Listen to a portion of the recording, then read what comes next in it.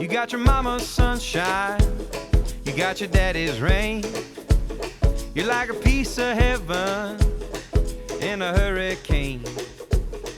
And it's bubbling over. Hey everybody, welcome to the like podcast sweet this week, champagne. Off the Mountain with Pastor Tom, Pastor Ron, Vince, Sierra, myself. And you know what, today we're going to talk about something that is a little bit of a love-hate kind of topic for myself, and that's discipline. I understand the importance of it, but I find myself falling in and out of discipline all the time. And so we're going to talk about that. We're going to get into it and talk about the upsides of it. I kind of believe that discipline has a direct effect on our quality of life. And so I don't think, Josh, you will find probably a successful person in the world that doesn't have a whole lot of discipline. I think it makes you or breaks you. I think this is a very important subject that we're discussing today. So what is discipline to you guys? Let's start there. I mean, what is the actual definition that you guys have for it? You guys start, Vince. What's your definition of discipline? Well, I think it's finding yourself not in just a routine, but finding yourself in some structure that you're not willing to sacrifice on. So I think that would be my simple answer, would be something that you're willing to constantly do, but not have any give-me's with it, I would say. I think it's looking at the big picture and bringing yourself to a place to where you're willing to sacrifice today to get what you want down the road. That's good. You know, as I've looked at discipline, I think it's putting in place something that you're going to do, and you're going to repetitively do it. I mean, it's something that you have to make I think discipline starts with a decision in your mind to do something. You have a picture of something. I want a good family. It's going to take discipline to have that. I want a good body. You're going to have to pay the price today for that long-term result. I think, and you can take that to any area in life pretty much. It's who do you want to be, right? Who you want to be and what you want to be. Who you want to be when you grow up or when you grow older, right? If you're young, you think, man, this is the ideal person I want to be. And then you get older and life happens, and it seems like life circumstances can be kind of a distraction to being disciplined, right?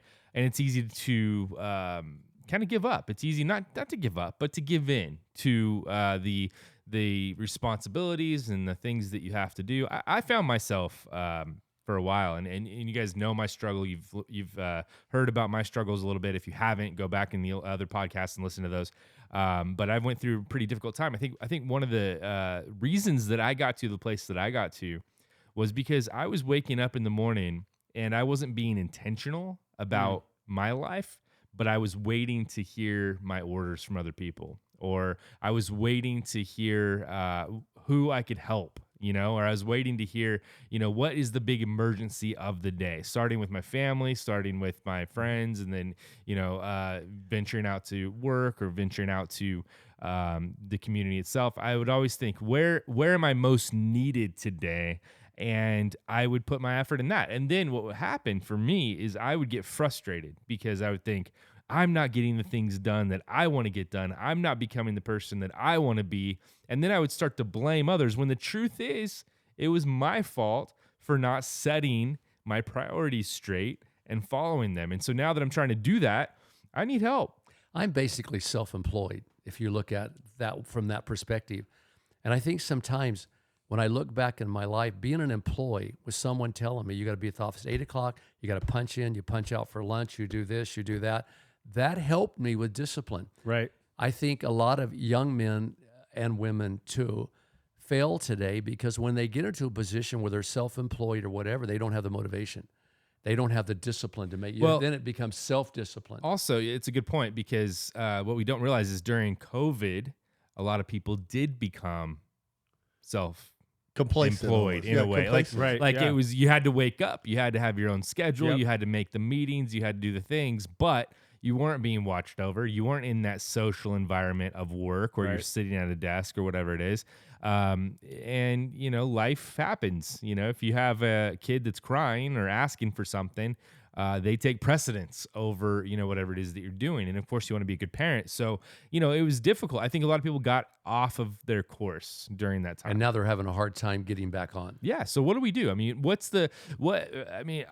I like how you started with, asking yourself the tough question of where do you want to be? Mhm. Who do you want to be? So once you figure that out, and that's work, right? That takes intention. Once you figure that out, then what? Then What do I you think do? you have to put yourself in situations where sometimes you're forced to have some discipline. For example, I was telling Tom was Mr. California, and he went through all that. But I make myself get up 5:36 in the morning. Do I want to? I don't want to. Right. But I set my alarm on my phone, and I get up, and without really thinking it through, I go to the gym. And really, honestly, maybe it's my age, but I hate the 45 minutes I'm in the gym. I make my body hurt until it's wanting to yell out, stop. But I put myself through that because I like the results of it later on. I feel it'll give me a longer life. And so in a minute, I'm going to take you down a different road because I woke up this morning knowing we were going to do this podcast. And I just thought of willpower fatigue. And it took me down a whole different direction in this because to have discipline, you have to have a strong willpower. And willpower fatigue basically tells us that when you make decisions all day long, usually in the evening, you're worn out because you only have, so much mental energy. And you can use that up. People don't understand that.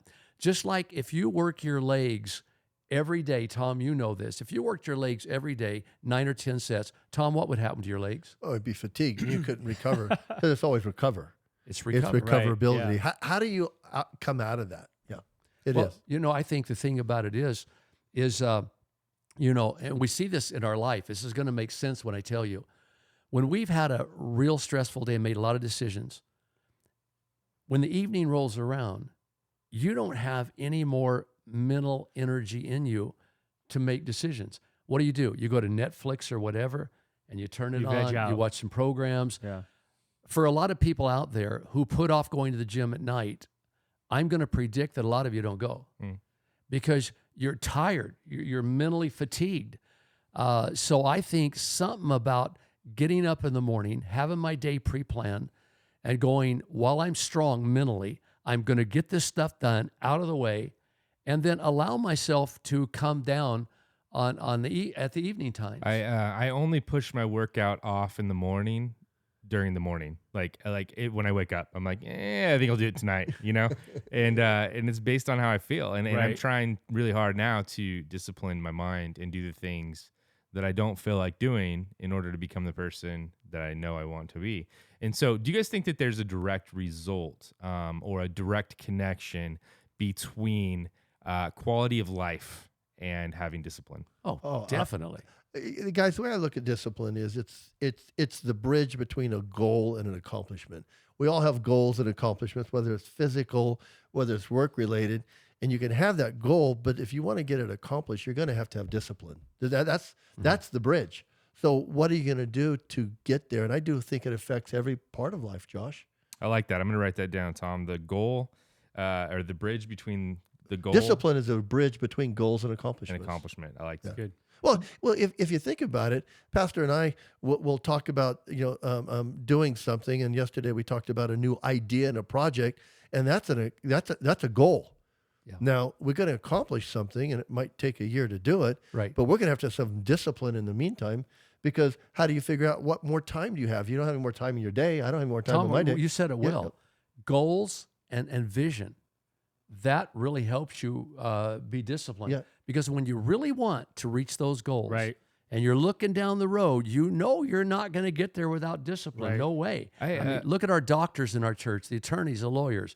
They didn't get there without being disciplined. I read in a book recently, it's called Mindset by Carol Dweck. Very good book in case anybody wants to learn more about discipline.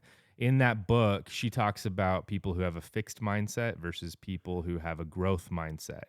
And fixed mindset people, they're stuck and they can't move forward and they blame others and all these things. I believe that a fixed mindset person could still have a routine, but Right. maybe they're not getting to where they want to go. Or they've arrived there. Or they've arrived They there don't want to go any farther. and they want to get, and then what happens? The bar rises as you get to the point you want to be. But she talked about your accomplishments in accomplishing what you value. And I thought that was really interesting because there's what we value in our head, right? And we know what we value. And I don't know how many people have written down their values that are listening to this, but I've started the process of doing that and kind of working. It's a working document. But I write down what I value, but I don't think of it as something I can accomplish. I think of something as I either live or I don't live. But as I'm learning the importance of waking up in the morning and not having a fixed mindset, but having the type of mindset where I can grow into the person that I want to be. And so it's intention. It's not just this. It's not just showing up. It is showing up. That's half the battle, right? But the other half is actually being intentional with what you're showing up to do. So let's say you showed up at the gym, right? And I know how you guys are. If you show up at the gym, you're going to work out.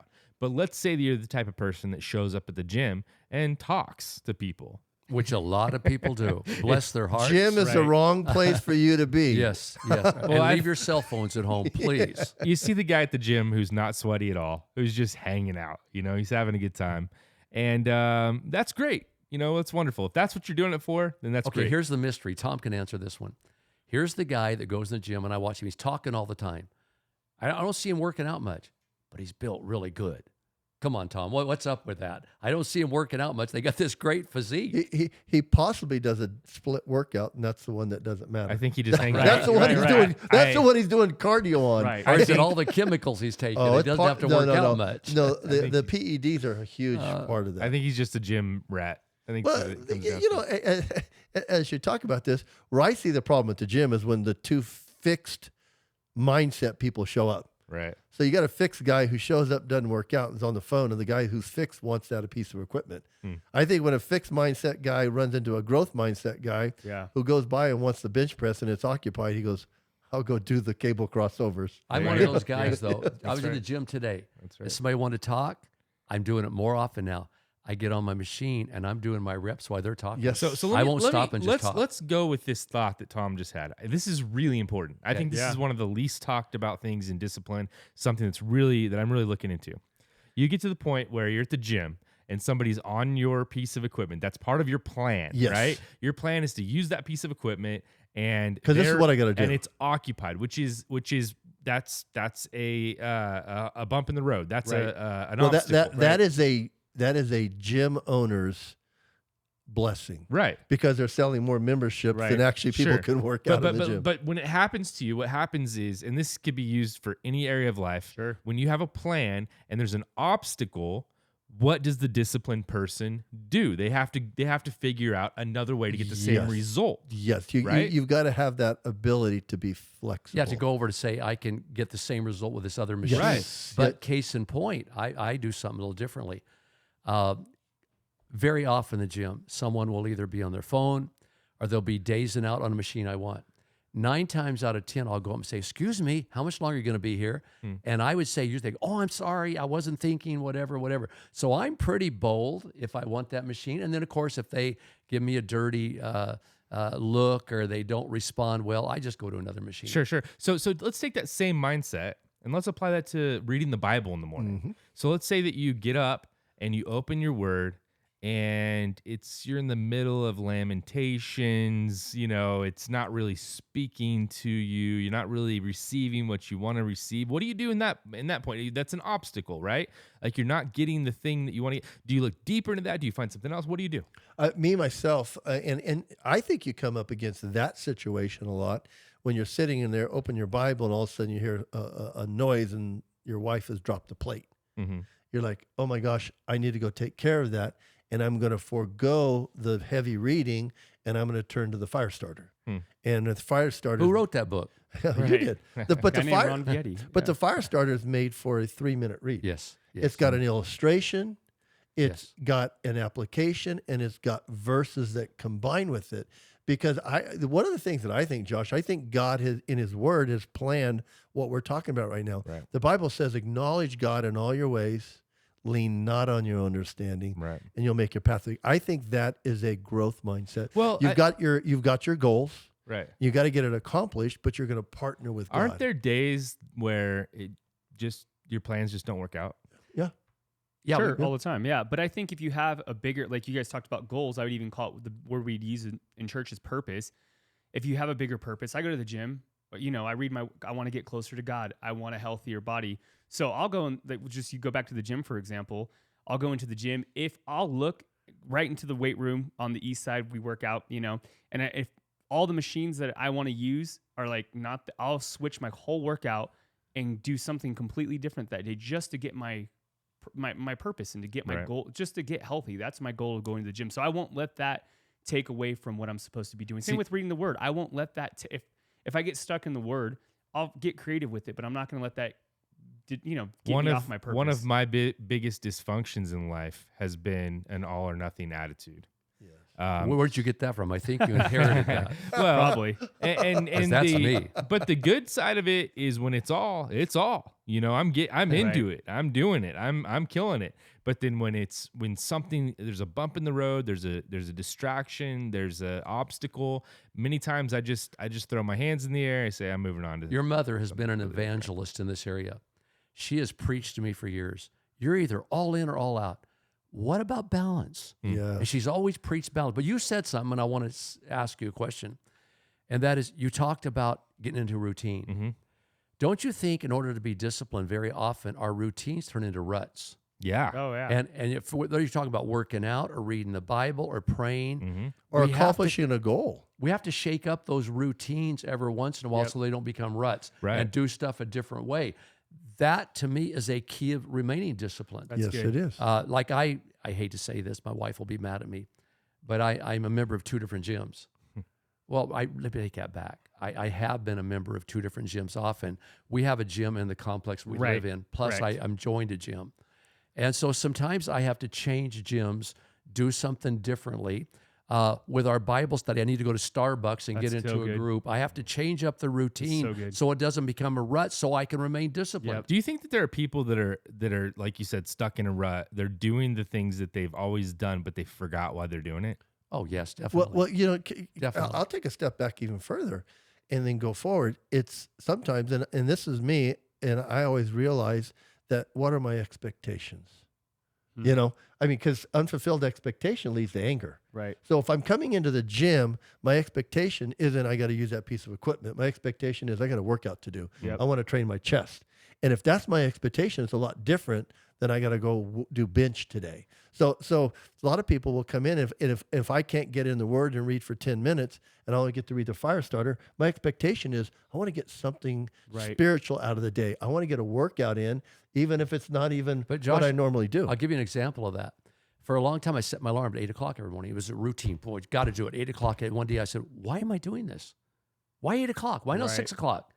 So I had a routine going, and I go, this doesn't even make sense. Why am I doing this? So, real quick, I just want to do halftime for a second and just make sure people understand. If you don't know these men that are at the table, I want to help you understand who these guys are. So my dad is Pastor Ron Vietti.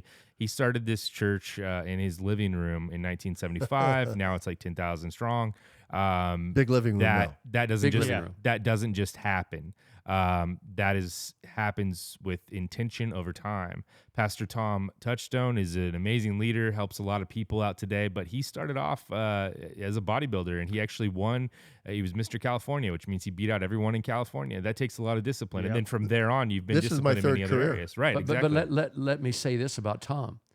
He had to have tremendous discipline to become Mr. California. You had discipline on your legs, your calves, your buys, your traps. Well, the things you had to do, Tom, and you've told some stories, and some of them are kind of gross, but the things you have to do to get that level of physique and that level of body fat and all that stuff, that takes intense But Josh, the discipline. point is, he brought that same discipline over to the ministry. Right. That's my point. I mean, he started out with me, and I said, Tom, if you want to go in ministry, start out this way.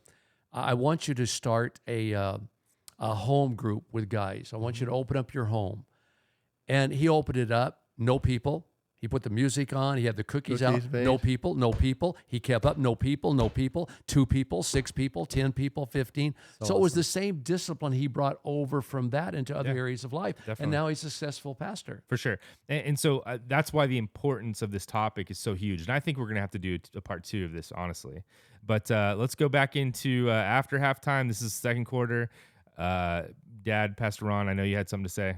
Yeah, well, I'm going back to this willpower fatigue. I woke up at about 3 or 4 in the morning thinking about this.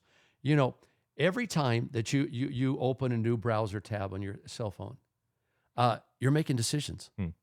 And then, should I answer this person or not? Decisions, decisions, decisions. You will get worn out. Now, in the evening time, it's hard to make good decisions. I believe this is probably a concept that's used a lot by marketers.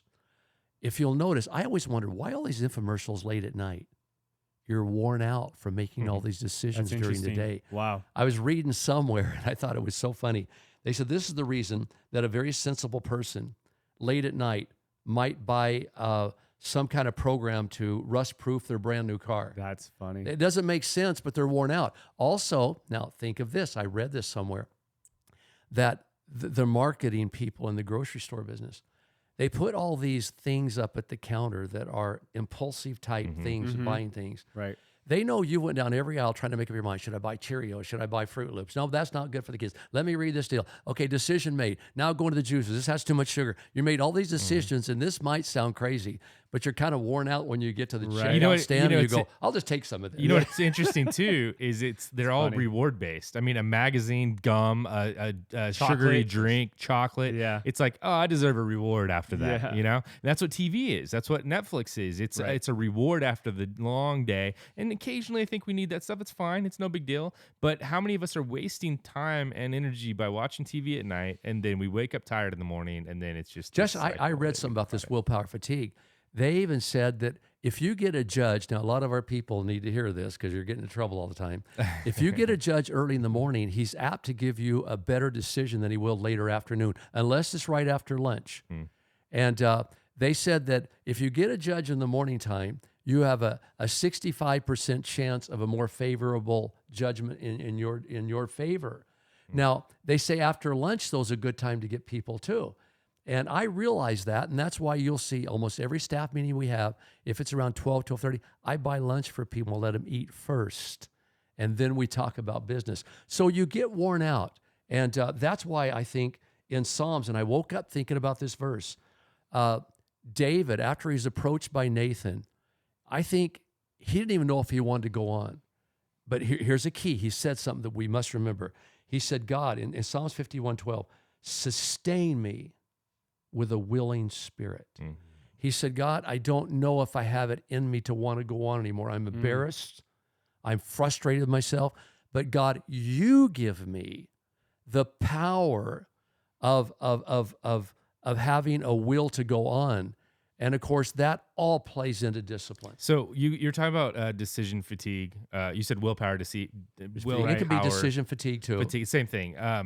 Basically, it's the same idea. But what I find interesting, talking about the grocery store aisle, or talking about the grocery store checkout stand, when we get to the stand, there are magazines, and in those magazines there are articles, there are messages, right? That represents 40 or 50 messages that you read while you're there, of thousands of messages you're getting daily. Right. Especially now with our inboxes. Every time I open my inbox, I have to decide about 200-300 things that I don't want to buy, that I don't need to buy. I have to say no to 200-300. Okay, Josh, 300 we're things, all right? in the ministry. Let me ask you this question.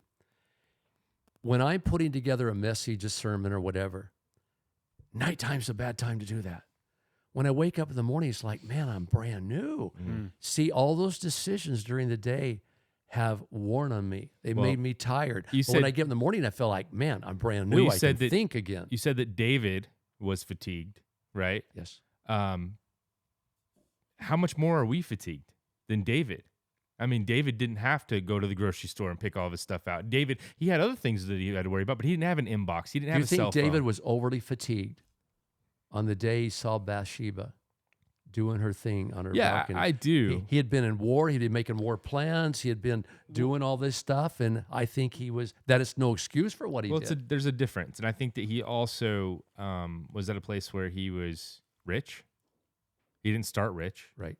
He started poor shepherd, right? And then now he's rich. He has everything that he wants, but he doesn't have everything he wants, Right. I think it goes back to what you said. I love that you brought up willpower, because I do think he was fatigued, but he was relying on willpower to get him through. Oh, I won't do that thing with Bathsheba, because I think your willpower is more like a parachute in some ways. When it's done, you're pulling it so that you I can- think you he know- was at a place where he's just like, what else is there? Yeah, but if you're not disciplined, like if he would have been disciplined, if he would have been in a place and time, then he would have been relying on his discipline and on his willpower to overcome that moment. And I Well- think that's the difference, because I think a lot of people think, oh, I can power through that. I think Josh, because I hang out with you, I think I can say this about you. I think you're such a high willpower person that you think you can willpower yourself out of situations. Right. That's where, the mistake. Where you can't Right. willpower yourself out of everything. If I have to study for an exam, and this has happened to me in college, you're studying, then you invite your friends over. Hey, come over. I'm going to be done soon. And then you put on a movie. Then you Right. order. Guess what? I'm going to stop studying because my willpower isn't greater than one. Well, you're right. I mean, I just was told that in therapy a few days ago, Oh. but no, it's exactly right. What it is Right. I want to take care of everybody else's problems too. Like Right. I wake up in the morning and it's almost like I defer my problems so I Right. can take care of other people's problems because it makes me feel better. And it's Sure. really, and I'm really not taking care of their problems. All I'm doing is giving them like a word of advice, or I'm giving them a resource, and I'm feeling better you're about myself delaying is what I your- am. You're delaying your Yeah, and your I'm pushing discipline. myself back, Right, and sure. then I don't get my stuff done, and so I get frustrated really easy because I'm not actually just doing the things that I know I need to do. Every CEO book I've ever read, you guys would probably agree with this. They all talk about the importance of planning and executing. Yep. You can't execute what you haven't planned. Well, let's talk about this, right? Josh. They say that if you want to get really disciplined, sometimes you have to make decisions before you go to bed of what you want to do the next That's day. So good. when you wake up, Right. you don't have to think through those things. They're like automatic things. But let's go back to David, and you know that I'm going here. I bring everything back around Yeah. to God. He's the one who wrote the verse. Lord, you give me the power to have a willing spirit. As a Christian, I have to ask for the Holy Spirit's help all the time, going, Yeah. I don't have the willpower to do this right Right. now. I have actually prayed many times. Things like, God, right now, I don't have the willpower. I don't have the desire to do what I need to do right now. Please give me that power. And it seems to work. I believe God is there to help us and Right. give us that sustaining power. But would you say, and just for sake of conversation, would you say that's more even falls into discipline than it even falls into praying for willpower? I think it's both. I think God is going to give us what we need. That's the big part of it. But because you're so disciplined in saying that prayer, like you've come to a place in your life where when you get weak, you pray, and that's a discipline. Would you I say ask for so? God's strength at least on the average of 3 times a day. Right. And I know we're talking a lot about working out, but right now I'm in a place that I spoke to you guys about where I am trying to discipline my tongue. And so right now I'm using a lot of these ideas I'm talking about today to discipline the words that come out of my mouth, to discipline my tongue. There's so many verses about it in the Bible. What do you have to say about that? I mean, that's the area that I'm trying to discipline myself in right now. What are you guys? Are there some areas in your life that you're trying to discipline yourself in right now? Well, Where my- are you weak at? Where are you trying to get more discipline at? Many areas for myself, many areas. But I think that what I'm trying to discipline myself the most right now is my mindset. And what I mean by that is I want to have the mindset to where when a difficult thing happens, I don't just cope with it, but I see it as an opportunity for growth. And that's what I'm trying to focus on right now. And that's difficult to do. And I need to take that broad idea and hone it in. And so what I'm doing in the morning is I'm waking up and I'm doing my devotions, and it's looking a little different every day. We're in the book of Corinthians right now on the bookmark. I follow the bookmark. I don't always read the Old Testament, I'll be honest, but sometimes I Can you do your devotions better by yourself, or do you do them better in a group? For me, group. I do them better by myself, but I see the importance of group because it's a different thing. So I will do them by myself most of the days of the week, and then I have a group that I go to one day a week. And for me personally, I do it better by myself. But I think I'm an oddity in that because it also enables me to talk to people about it throughout the day. So there is a lot of interaction. Why do you say group, Tom? I do it by myself. I mean, there's certain days that I am by myself, but when I'm by myself, I'm with my wife. So we'll do it together. So I'm saying that together doesn't have to be just other guys or a group like this. It could be my wife. Because I like to bounce ideas off. I've always been that guy. I want to bounce ideas. I like to hear other people's opinions. Sure. Let me throw value them. a real curve at you.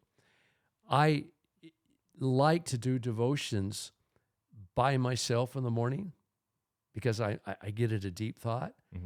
But in the perfect world, if I had time, I don't have time to do it, I like to do them by myself, then go and get into a group. That's Yeah. good. And hear their opinions and share my Well, opinions. you- If I could do it both ways, I would Right. get the most Well, out you of and I are devotion. also our gift would be teaching, probably Right. bigger than anything. Right. And so I think that specifically for us, it's a little bit different because when I go to a group, I feel like I have this need to teach, and I don't want to be like that all the time. When I'm in a group, I want to listen, I want Right. to hear, and so that's a constant battle for me. So when I'm by myself, I'm like, God, what are you teaching me?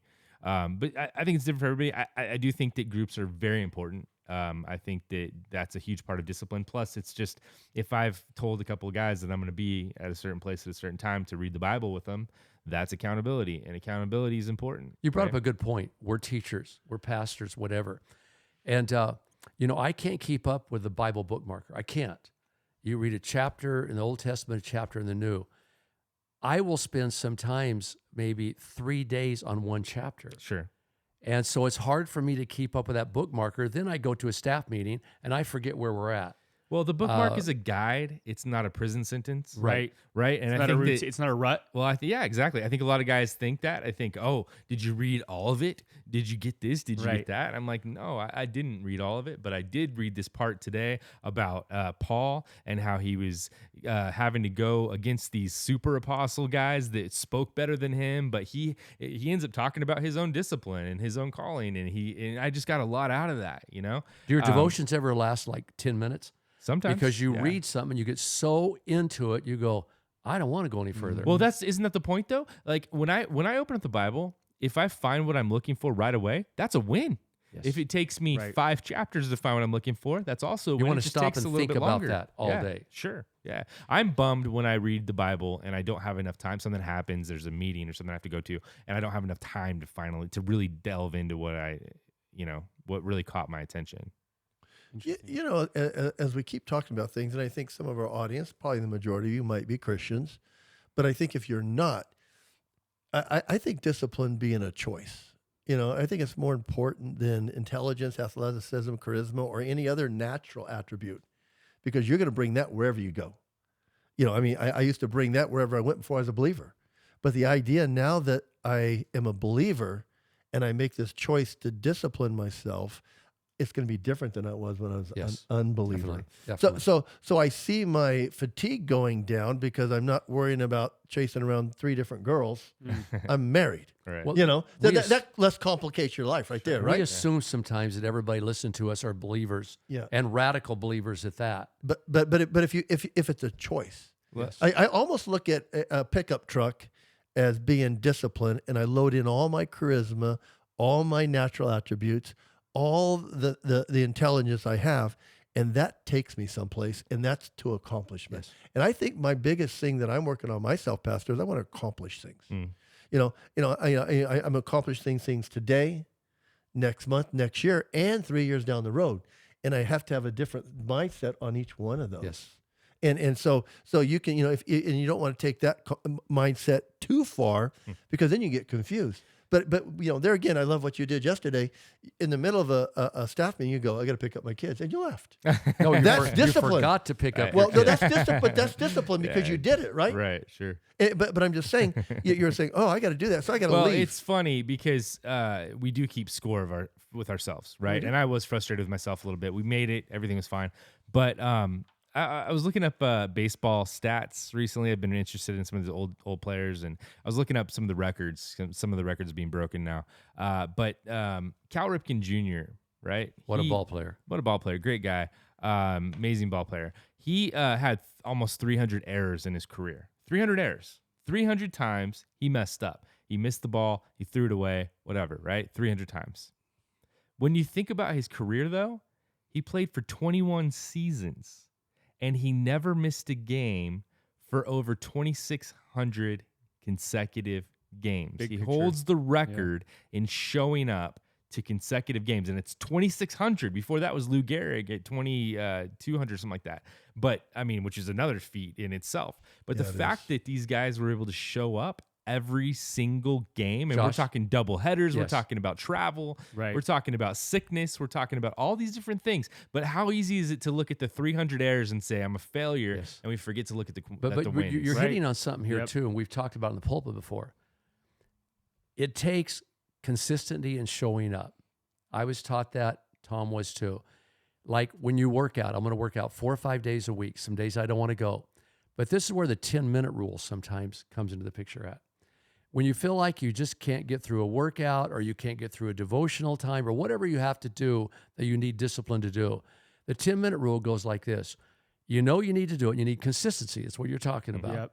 So I'm going to go and I'm only going to commit to 10 minutes in the gym. Only 10. I'm going to set my clock 10 minutes. Now, more times than We know not, what happens, yeah. you're going to stay and get the workout in. Yeah. And so consistency is huge. There was an old saying in the gym world when I first started going, showing up. That's the big thing. If you show up and only work out 10 minutes today, that's better than not showing up. Consistency is huge. Matthew McConaughey wrote an article years ago that I tore out of a magazine and I held on to it. And it was about how he stays disciplined in exercising, running, whatever it is. And he said he has a rule. He puts his shoes by the door and he says his rule is just tie your shoes. That's his rule. That's his only rule. Because once you've done that, then you know you're going to do something. There you go. Good. And I love the simplicity of that, right? Just show up and then the second gear will kick in. Well, the a lot of motivation will times. come, right? Because I think when you show up, you actually can get a win. Because Yeah. you're talking about wins. Those little wins mean a Right. lot. But if you're not motivated right now, right? If you don't feel like doing it, being present, doing the Right. thing that you don't want to do will lead you to those wins, which will lead you to more motivation, Well, which will yeah, lead you to more discipline. Exactly. Yeah. I mean, I think that's just it. You show up and you start moving, you start doing the thing, Yep. and then you're reminded and reinforced of why you're doing it. Yeah. You're at the gym and you're like, oh, why am I? Oh, yeah, because I want my body to work a little bit longer and a little bit better. Richard Branson, he said that one of the keys to his success in all the years that he's been successful, he said it's being physically active. And I Runners. thought, so they're all connected. That's what I mean. We started talking about you guys are pastors, right? But we all started talking about physical exercise because once your body starts moving, it helps your brain. When your brain starts working better, it helps your heart and what I mean by not just your physical heart, but your passion and your excitement. And it just all works together. And then eventually your spirit is also healthy, right? Because you're being intentional. I think that's how it works. I mean, obviously you can be in the best shape of your life and screwed up, but hopefully the key is that everything is integrated. Marathon runners, I was going to add this too. They always say, and think about marathon runners, right? They always say the first mile is the hardest mile. Yeah. I mean, that's just crazy Yep, to think. that's true. I mean, the first mile is the hardest mile. So I would say that we're saying just get started, right? Yeah. Wherever you're at. Get started. And then Tom said something earlier too. He said he likes doing devotions in a group better. Now, I'm going to ask you guys a question. A lot of you, I think a lot of you, maybe all of you at some point in time, you've had a workout system, a workout room at home. You've had your weights in the room. Maybe you've had a machine or two. How good are you at working out at home? About the same as the gym because I've struggled to do either. So. Until the pandemic, I've always had this belief that home gyms don't work. Right. You get home, it's your home. Right. I don't want to go in the gym. I mean, I don't want to have this memory of going out in my garage. And so during the pandemic, I had some equipment at home. And so my son-in-law, Danny, and I would come over and work out. And it was great. But the big thing was we were spending time together. So it wasn't really the gym experience. It was just doing something together. So home gyms, in my opinion, still misrepresent. It's two different things. Home's home, gym's a gym. And I think it's hard to mend the two or mold the two into each other. Now, some of you out there may say, hey, it's worked for me. But I think then it may be a different purpose. Yeah. I don't know if it's timing or whatever. My about home moms. gym is disconnected from my home. Yeah. I think that helps. That helps. That would, Yeah. That helps. And I was going to say moms too, because I know my wife, she's just a Peloton beast, and she found something that she hadn't found. She never thought she would. And she There's just a gets on digital community, Yeah. which kind Sure. of takes you to a different place. in a Right. way. She still goes to the gym, but she is consistent on that Yeah. Peloton. So I think it works for her. But again, like you said, Tom, I like that you said it's the purpose. Like, and right now she's in a time frame of life where we have kids at home, and she wants to get that workout on. And so I think you have to be a little bit more disciplined Yeah. to work out at home for than sure. you would when you go to a gym. Like you were saying, the movie star McConaughey. Yeah. Yeah, isn't that? Yeah. When he got his tennis shoes on, he knew he was going somewhere. Yeah. Right. And so sometimes it helps me when I get into a rut to say, you know what, I can't get back into these devotions, so I'm going to join a group for a few weeks. It puts pressure on me and helps me be more disciplined. So I feel like I have to work out at home to get in shape enough to go to the gym. And I love what you said too about breaking up that routine, because I don't, going to the two different, you go to your gym that you have in your community, and then you go to your other gym. That's good because you have a different place every time. For me, I just go running outside, or I'll ride my bicycle, because I get stuck in a rut so fast just having to always go to the gym. So I do find different things to do because I don't want to get bored, and I'll find creative ways to, make that thing happen. They have the treadmill at the gym at where we live, and the treadmill is facing the wall. I hate the treadmill. I cannot do 30 minutes in there, but you get me out at the beach somewhere or someplace nice to walk. Yeah. I can get into There's it. a reason why at the gym, the treadmills now there's TVs up above. They do. Our Yeah. TVs are out of order, every one of them where we live at. That's a bummer. I love when you go in the gym, just side note, and you have people that throw the towel over the clock. Right. Because they want to just connect. I'm like, I just want to see the clock and I want to be done. There's one thing you can do, guys. There's one thing. I have a really solid piece of advice. You can listen to the Off the Mountain podcast while you're working Yes, out you to can. motivate you. you So go. if you're doing that right now, keep running. You only have 1 mile to go. Well, I think there's even another word we haven't even The touched bell- on the right bell's now on thing. in its purpose. Mm. My wife on Saturday, we were having this conversation, and she said, I just got to develop the motivation to go to the gym. I go, honey, that's the wrong word. Mm. Because motivation isn't, going to the gym doesn't motivate you. It's the purpose of going to the gym that motivates Right. you. And- I think purpose is the input, passion's the output. Yeah. And I think we are, because we're all gym guys. But let's go down a different road now. Let's talk about different kinds of discipline.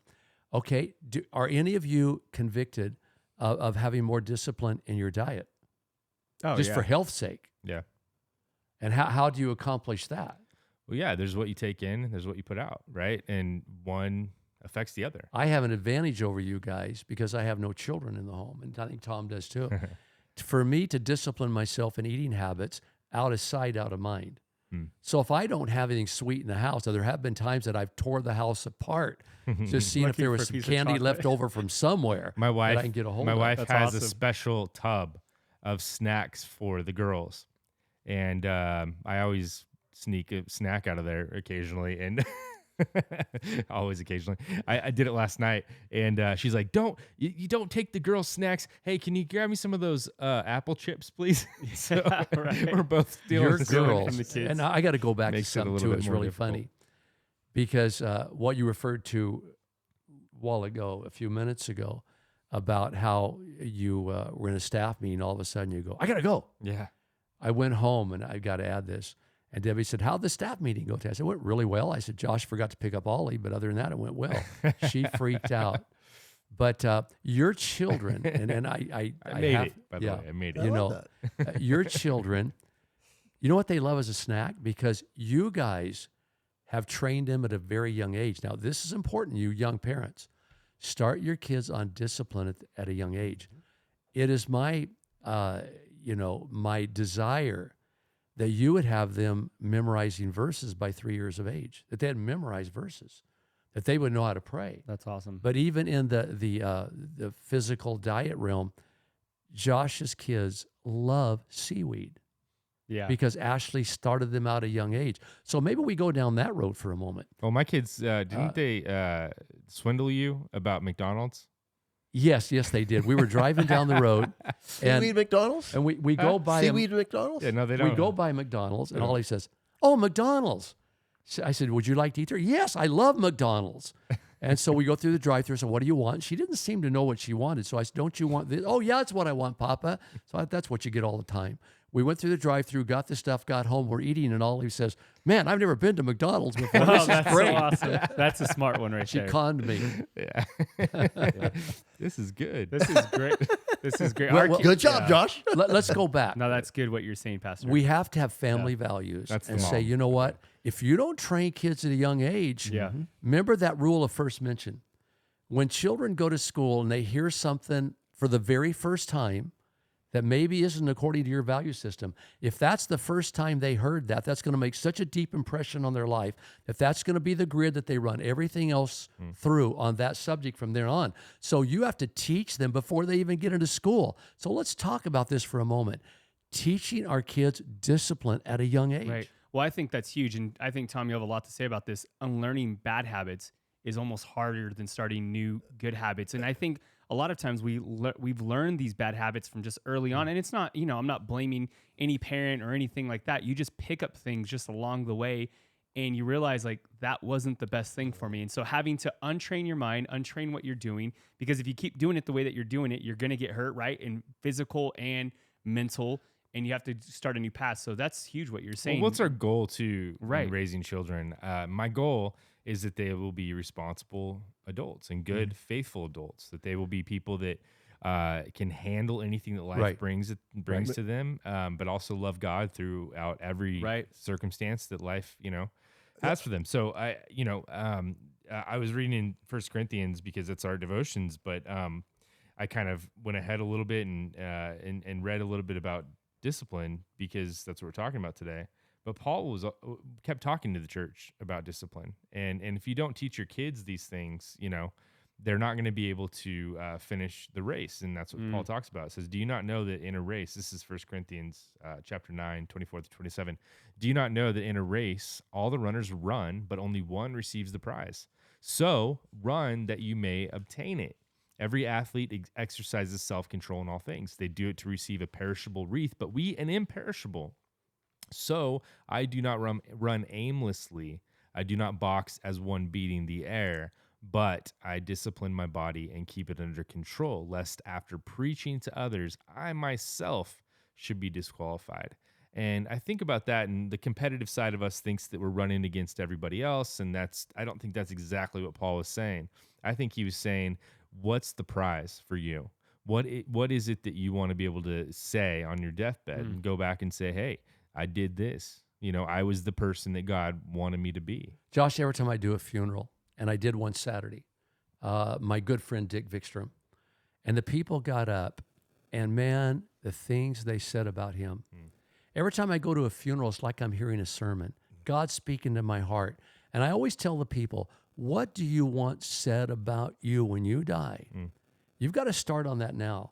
And so funerals are a very convicting time to me because you don't see that in a whole lot of funerals, but you'll get one every once in a while where, man, you didn't know what of a great person that was, because you weren't around him maybe that much. Move your phone over. I'm sorry. No, the other way. I always come to the table with all kinds of things here. I got my phone. Oh, you're good. I got a note scribbled We just here. have I a got lot my of Bible electrical over equipment. Yeah. That touches electrical equipment. But yeah, and I think, again, going back to that, Josh, we must put some effort into disciplining our kids at a young age. I'll throw something at you. This is crazy. I just thought of it. Could it be we're having more suicides among young people today than ever before? Could that tie in any way to mental fatigue? Because we said last week, Pastor Jim brought it out, that in 2007, with the invent of the iPhone, all this stuff coming on the scene, that we start having more of these problems in the mental health field. Could it be that maybe one aspect of this is we have kids now that are making all these decisions and through the day with their cell phones, with their computers, and maybe they're just getting worn out in a mental way. Right. And maybe that has some tie-in to all the suicides happening today. And I even think it goes back to today's devotion in 1 Corinthians 11, 1, where it says, Paul said, "Be imitators of me as I am of Christ." He's got a good example to follow, and he's also setting, because I think there has to be an example, and I think it has to start in the home. My wife and I have been in private school education, and she's in the public school at the highest level. A lot of parents make a mistake thinking that somebody else is going to raise my kids, and that's not the case. Right. It starts in the home. There's going to be the level of whatever you're going to teach with ethics, morality, spirituality, whatever it is, needs to come from the home. And so parents have to step up. My wife will talk about it. My wife's got masters in behavior and those things, that coping mechanisms nowadays is lower than it's ever been. These kids don't know how to cope. They don't know how to cope. They're not strong and they haven't been taught internally. Well, yes, Right. and I think to be strong internally, you got to be taught. And you got to have a leadership that would show you how to Yeah. get there. And I think if you aren't able to do it, put them in an environment where they Yes. can do it and they can Yes. get that. So I think when kids are growing up, people are like, somebody else will do this. Well, yeah, they will, but they won't do it the way you would do it. And I think we have to go more back to that. Isn't that the old philosophy very often about sending your kids to Sunday school? Oh, they'll teach them about God. I don't have to Right. do it. They'll teach them. Right. Like 1 hour once a week's going to do that.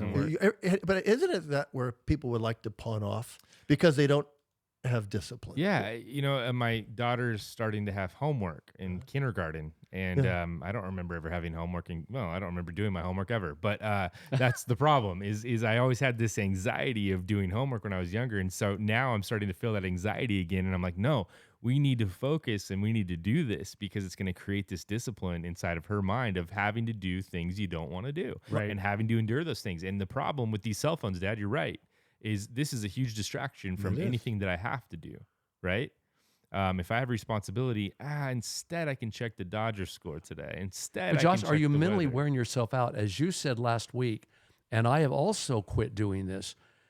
You get up first thing in the morning to go on your news feed. Mhm. Now, not only are you making decisions on which article to look at, then you're thinking about the world's coming to an end or Oh, whatever. You're right. thinking about what should I do? Oh man, I need to order some extra food to get this, in my garage Right. and have it on hand. You're making all these decisions and you're wearing yourself out. And then you don't have the energy sometimes to give to the most important thing. Could you imagine if the world wars happened during the age of social media? Right, yeah. The horrible things that happened, Right. World War II, the Nazi invasion, all these things. If we were able to see that happen, if we were to see Auschwitz happen via social media, the anxiety and the level would be insane. It would be insane. And now horrible things are happening all over the world, and we're seeing them, and we're feeling that anxiousness. We're Well, feeling they that. said in the Civil War that no one really got the cost of the war or the battle in the United States until they saw the pictures of the battlefield. And that came out a Wow. few years afterwards. So they started seeing the costs. Like, Wow. those are real costs. Those are somebody's Right. kids. Those are real There's a bodies. disconnect. As you go through this. Pastor, you were talking about the phone. How many times do you go? You don't need to look for a distraction. Oh, you can gosh. go just to look for something. All of a sudden, you're in a rabbit hole. But because they right? Because No, yeah. this has been intended to take you that direction. You could go look at weather. I'll get up and go weather. My wife goes, "Hey, what's the weather?" I go, "I don't know. I've been looking for weather for 5 We minutes." need to do a podcast on phones and on digital media and Yeah. how do we live with them but not let them overtake us? Yes. Because they are Discipline. useful. But Right. let's go back to Yes. children. Yep. Are we not to discipline them while they're young with their Yes. phones and Yeah. with their social Yes. media? Yeah. And Yes. I don't think it's legalistic to take the approach that some parents have, going, you can be on social media 2 hours a day or Wow. 1 hour, whatever, and that's all. We put everything away Yeah. after that. My daughter, she's almost 6. She's in kindergarten. She wants a phone. We're like, Wow. no way. Of course not. Right, right. You can't have a phone at this age. Because other kids have phones at Well, that age. Yeah. But and- do they get on phones and play games? Yeah, But- they do. I mean, it's just, but the thing is like what It's a they're different doing. Well, I'm not thing, criticizing that Yeah. because there is a merit, and my wife will tell you about this, that there is a merit to say there is good in this and kids can use it, but the minute they misbehave, the discipline is Well, taken away. they do have. I will say this: my kids do have access to an iPad, like occasionally Sure. for the games, right? But there's a major limit on Yes. it. Yes. you Well, know. even your mother, we babysit your children very often, and she will allow them to watch maybe some cartoons, Paw Patrol or whatever. And I want to say to the young parents out there, I'll go through the channels, and I don't know much about cartoons. My wife will go, nope, not that one. Nope, not that one. They're not allowed to watch that one. But she'll let them watch them for an hour, hour and a half. She'll say, okay, cartoons off, no more. Now, it's easier for some parents because that TV can be a babysitter. Let's put it on 4 or 5 hours Right. and we go do our not thing. good. Yeah. But it takes work to raise good Yes, it kids. does. Yeah. Well, and I have a high schooler now. He's a sophomore, and I have a couple of younger ones. And we didn't give Huntington, and it was weird. His friends would be like, "You don't have a phone?" No, I don't have a phone. We didn't give him a phone until his freshman year, until we started going to school because we wanted to make sure he was okay. New place and stuff. But giving your kid a phone is like giving them a loaded gun in some ways. Yeah. There's so much stuff they can have access So to, and true. I think you're again different strokes. I'm not telling people how to raise their kids. If your kids have phones, that's you're the parent, you know how to do it. Sure. I waited to give Huntington the phone, and we're waiting to give Kindle the phone, and we restrict their access. But we're telling them, like, hey, you got to be responsible with what you have. You can come down a rabbit hole. Now Huntington will come to me, and I'm not bragging on Huntington, but it's like, hey, Dad, I was on this website. Here, look, this is what it was. And he like informs me, so it's like I don't catch him doing this weird thing on the phone or whatever.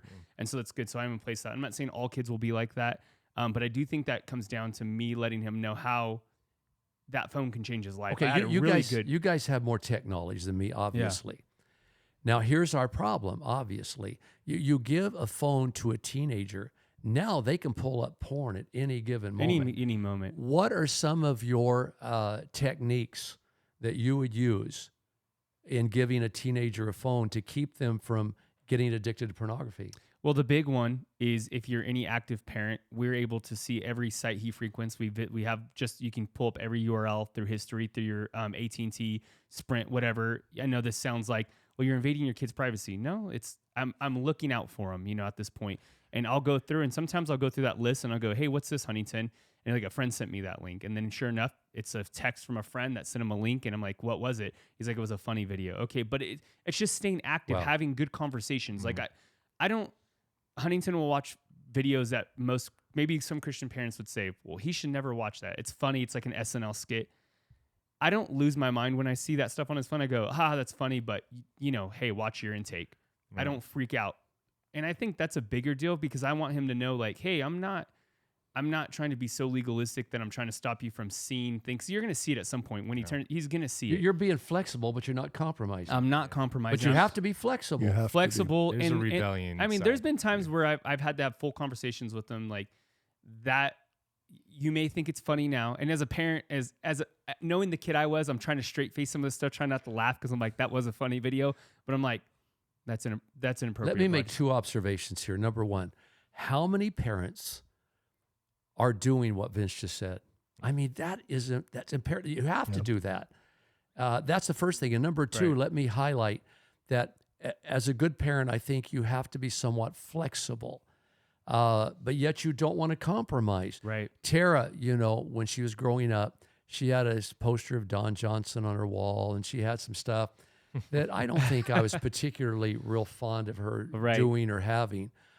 But there's a point to where you can be too legalistic and you can run them off. Right.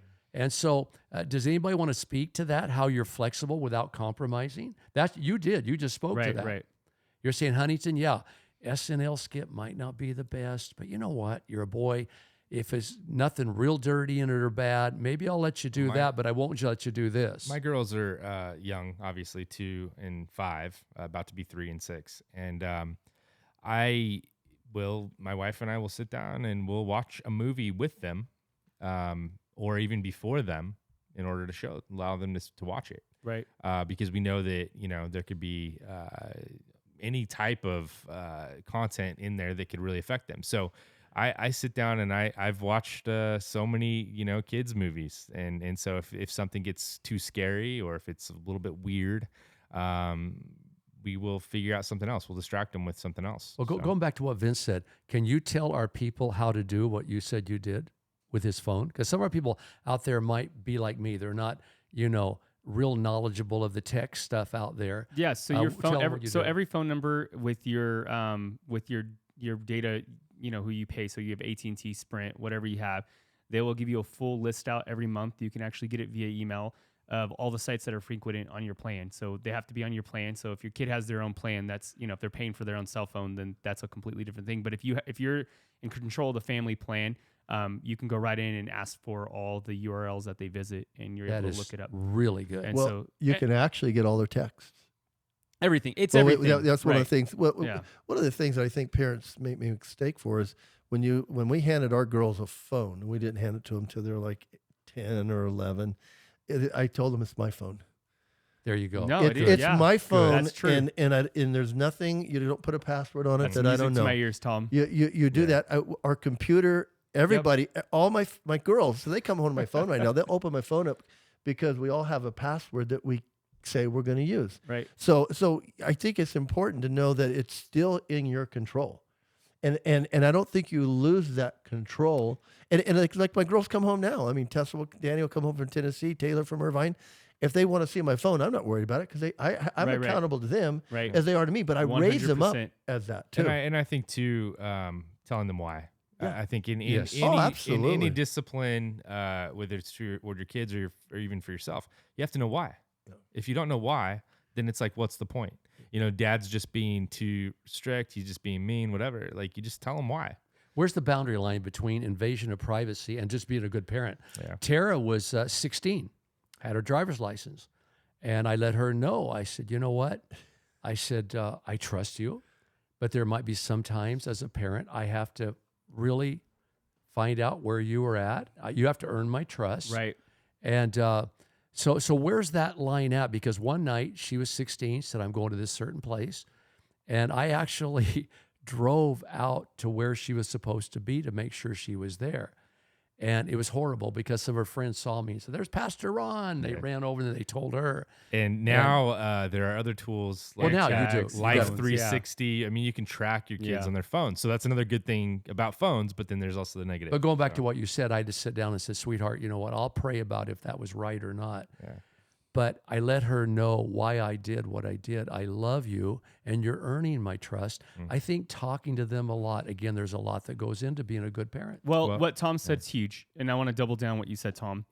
The two-way street, letting your kids also hold you accountable to Yes. things, and I think parents underestimate that. Like, well, no, you're not going to tell me what to do. I literally, Huntington, go ahead and look at my phone, bud. Like, whatever. They were laughing the other day. Like, Dad, you're on TikTok. No, I'm not. Dad, you look at TikTok. No, I'm not. Like, we saw you. And I had created an account, which is a funny story because I had created an account just to watch your TikTok workout videos. And they're like, we saw it on your phone. I'm like, go to my phone. Look at the. So they opened it up. They wanted to see what I looked at. Is all your stuff. It's just your stuff. That's I'm funny. like, I don't look at anything on TikTok. But I was willing to show them, hey, I'm not willing to, because they wanted TikTok accounts. You know, Yeah. I'm not willing to. You know, I'm holding myself accountable, saying like, look at my phone. I'm Yeah. not on there. I'm That's not good. doing things. So I think having that with your kids, same thing with, you know, driving a car. You know, I'm Well, teaching Huntington to drive right now. It's like, hey, I won't break these laws. This is how you drive. And then the other day we got in the car and we kind of did a burnout. I'm like, okay, you once in a while I can do a burnout, but on a country road. And he was laughing. He's like, Dad, I'll never do a burnout. And I'm like, you'll do a burnout. Well, I think it goes into a car.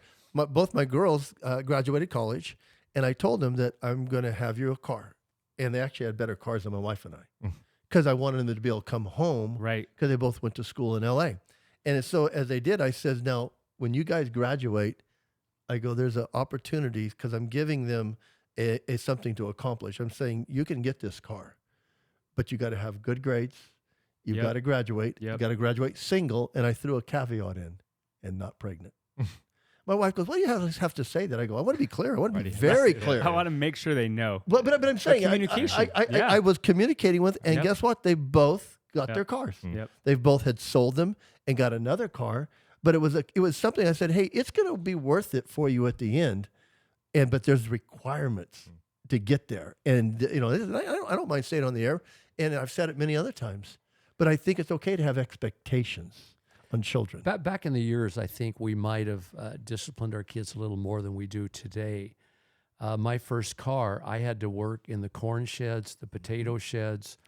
I had to go out and earn the money for my first car. It wasn't handed to me. Right.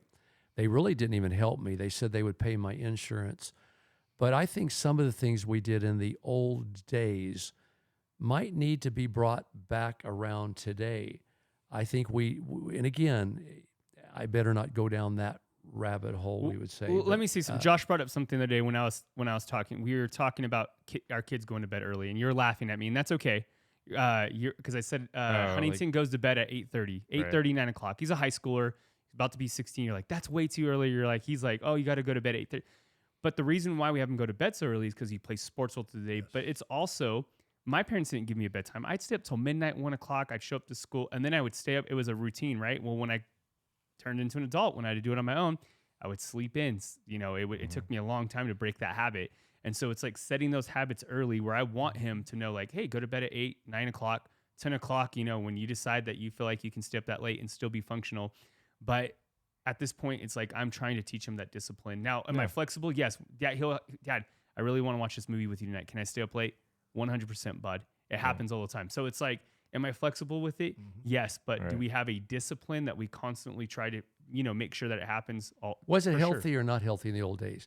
We had to make our bed. We had to keep our room clean. Oh, healthy. We had to do chores. We had chores we had to do. Right. We didn't even get paid any allowance for Right. them very often, but we had to do our chores. And I think maybe throughout the decades, maybe we've lost a little bit of that. But on the other hand, too, because knowledge is progressive, Yes. we've gained a lot of stuff too that Right. we didn't do in those well, days. Pastor, go back and think about this, because I always thought about it, and I was talking to my family the other day about it. On Saturdays, my mom would get us up early, and we're like, we could sleep in. She goes, sun's up. You guys need to get outside. Need to go out and play. Yep. And she locked the door. That's so funny. awesome. We had to go out That's and really socialize funny. with our neighbors, Yes. didn't we? Yes. And we didn't come That's home till funny. it was dark. But I mean, Yes. I know you can't do that nowadays. But there was a thing where my mom was like, "You're not going to sleep in on Saturday, Right. Right. Because you're going to, it's going to be trouble on Monday." So it's set habits Yep. for us too. Yeah. good. Well, I think it's time to wrap up. We've been at this for a little bit, but there's so much to talk about when it comes to discipline. Whatever it is that you're going through in your life that you want to accomplish or get past, discipline could be the answer. It probably is, right? And so, make your own rules, make your own set of disciplines. And one thing that I've learned too is don't overcommit. Don't say I'm going to do 50 things. Yes. They're going to be, it's going Right. to be perfect. Set a couple things a day that you want to accomplish, Small wins. and start from there. Maybe we should end on that one because we might need to come back and talk about overcommitting. Yes. You can't be disciplined to too many things at one time. You just can't. Something's going to fall. That's right. So anyway, we love you guys. Hope you have a great week, and we will see you next week.